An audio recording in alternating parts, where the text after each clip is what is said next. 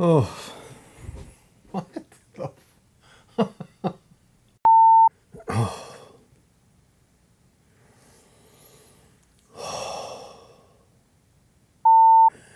Dude, like honestly, I don't even know how to start this video. Okay, here it goes. This. Oh. Okay. I have seen a lot of bad movies in my life. Like a lot, okay?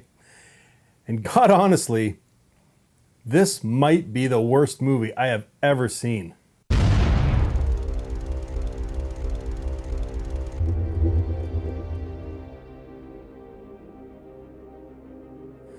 Hey guys, welcome to Happy Wax TV, and oh my God, I just got done watching Apparition. Okay, I'm telling you straight up,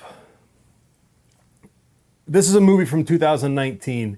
Had I seen it even just a couple weeks ago, it would have been like nothing will ever beat the Car remake as far as the worst movie in my 2019 list, but this movie would have definitely been number 2. This movie is legitly terrible. And there's a bunch of things that make it bad, okay? I mean, first of all, before I get to the synopsis or anything, I mean, I had high hopes for this movie, okay? Because when I first got it, sent to me back in December, this thing had an 8.5 on IMDb, and I kind of forgot about it a little bit. You know what I mean? But I thought, and I was kind of kicking myself in the ass today because when I sat down to watch it, I thought, fuck, this is an 8.5 movie, man. This thing's getting tons of fucking, it's going to be good. It's going to be good. And then, you know what I mean? It's got Mena Suvari in it, who's a legitimate actress. And it's got Kevin Pollak. I mean, 2 legit actors in this fucking movie, right? And I was starting to watch it, and about halfway through, I was thinking to myself, this movie's fucking terrible. Like, aside from maybe the opening prologue, which I'll get to in a minute, but I mean, the acting in this movie is just fucking horrendous. And then I as I was watching the movie, I kind of looked up on IMDb again, and it's down to a 3 now. Okay, so again, what do? Go to the user rating. And there it is. Probably before this movie even came out, they had people upvote this movie and give it fucking 10s. You know what I mean? When it first got released to sell this movie.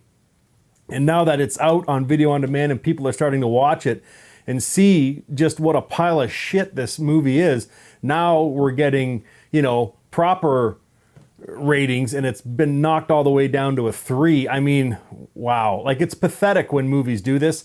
If anyone's involved in this movie, like, there weren't a lot of people that upvoted it. I think there was like 10 or 11. You know what I mean? But I'm like, what are you people thinking? All you're doing is lying to the audience. Like, this movie's horrible. I promise you this, okay? Go look for any legitimate review, okay? Not some bozo who is, who's a cast member or who is involved in the movie or a friend or family of the cast, okay? Not those liars, you know what I mean? Because that's all they're doing is they're trying to hype, the movie. If you go and look for a legit, you will not find one. I mean, this movie, oh man, like I don't even want to tell you who's in it. It doesn't matter because none of them can fucking act. The only 2 legit actors are Mena Suvari, who does a good performance in the short time that she's in it, and Kevin Pollak. I'm like, dude, what are you doing in this movie? Like, did you owe somebody a favor? Like this, you know what this reminded me of with Kevin Pollak being in this movie is kind of like, and it's sad to say, but for the most part now, when you see Lance Hendrickson in when he does those 2-second cameo roles just to cash in for a paycheck, I'm like, come on, man. Like this, and it's the other thing too, is you go to the writers of this movie, okay? And it credits 5 people as involved for writing this movie. I'm like, what? This, really? Like maybe I'm misreading it. I don't know. This movie had 5 people writing it and this is the best it could come up with. This fucking movie is terrible.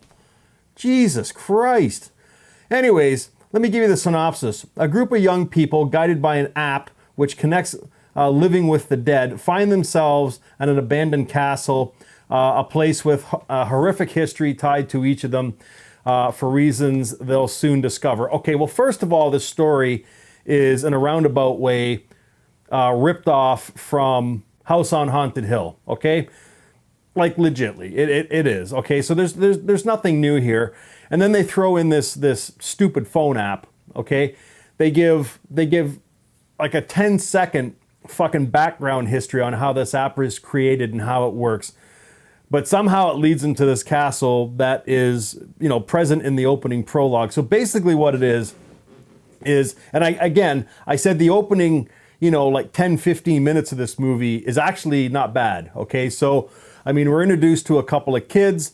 Their mom's a druggie. She's coming after the one kid with a knife because they hid her drugs.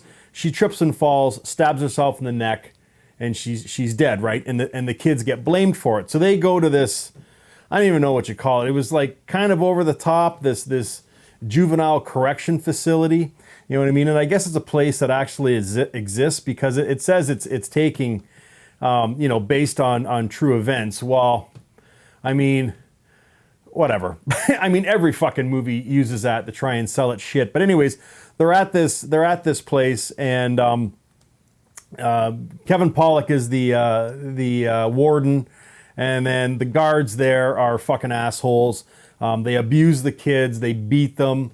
Mira Savari is kind of like, I don't know what she is, like the den mother, I guess. She kind of, you know, cooks the food and looks after the kids and stuff. And anyways, the one kid escapes, gets brought back, and then Kevin Pollak's character, the warden, kills the kid. All right, and then Mira Savari sees this from her window. She has a baby as well, but she lives kind of on this facility. So they kill her too. Okay, so that's the first act, and then we jump ahead 20 years later, and we're at a wedding that's taking place between two of the kids, Mia Savari's daughter, who was a baby at the time, she's 20 now, and then Kevin Pollak's son, the warden. They're getting married, and then all the guards and all the assholes from the opening prologue who were involved in this movie, their kids are all there too. So it's their kids that get kind of, you know, tricked into going to this castle, and then the ghosts seek revenge on them. Okay? And that's the fucking movie. And I mean, god damn it. Like, the acting is fucking terrible in this movie. Like, I know we probably have like a lot of first-time actors and actresses, but I mean, come on. Like, I mean, it was hard. I have not forced myself to sit through a movie, and I can't remember. Like, I even had to like force myself to sit through like Rootwood and Ghosts in a Graveyard, and I even had more trouble with this movie. Like, you don't fucking care about any of these people. You're like a half an hour, 35 minutes into this movie, and then you get these 20-something kids thrust upon us with really no background story other than they're the asshole kids of, you know, the people from 20 years ago that have to go to this castle or whatever because of this fucking app that you know lets you connect with the dead. Again, we're not giving much of any background history on this app. It's a terribly fucking written movie, and the acting is atrocious, but you don't care about anybody. You want them to fucking die. Was that the point of this movie? Was to see how little you could care about characters for when they die? Because if that's what the case was, then you fucking bingo, you hit it. But oh my god. Anyways, yeah, when I first got this movie, it had an 8.5 on IMDb, and now it's sitting at a 3, and even that is like, I'll give this movie a 1. I'll tell you, man, it was fucking terrible. I hope this isn't a sign of things to come for 2020, because god damn. Holy fuck. Like, I should be downstairs cooking my kids dinner right now, and I just felt so compelled to come up here and shoot this video just to tell you about this. Like, wow, this is a bad movie, okay? And if you don't believe me, watch it. Because like I say with all my reviews, watch the movies so you can see I'm not over-exaggerating.